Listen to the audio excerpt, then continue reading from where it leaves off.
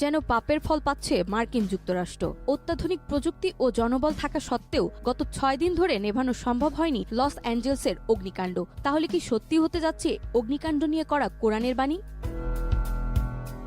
পবিত্র কোরআনে এরশাদ করা হয়েছে, আমি জালিমদের জন্য প্রস্তুত করে রেখেছি অগ্নি, যার বেষ্টনী তাদের পরিবেষ্টন করে রাখবে। তারা পানীয় চাইলে তাদের দেওয়া হবে গলিত ধাতুর মতো পানীয়, যা তাদের মুখমণ্ডল দগ্ধ করবে, এমনকি নিশ্চিহ্ন করে দেবে তাদের বসতি।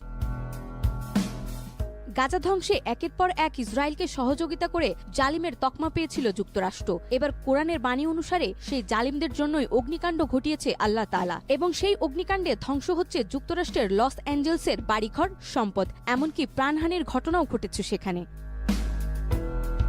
মহান আল্লাহ তাআলা আরো বলেন, তুমি কখনোই মনে করো না যে জালিমরা যা করছে সে বিষয়ে মহান আল্লাহ উদাসীন। আসলে তিনি সেদিন পর্যন্ত তাদের অবকাশ দেন যেদিন সব চক্ষু স্থির হয়ে যাবে। ভীত বিহব্বল চিত্তে আকাশের দিকে চেয়ে তারা ছুটাছুটি করবে, আতঙ্কে তাদের নিজেদের দিকেও ফিরবে না, এবং তাদের অন্তর হবে ভয়ানক উদাস।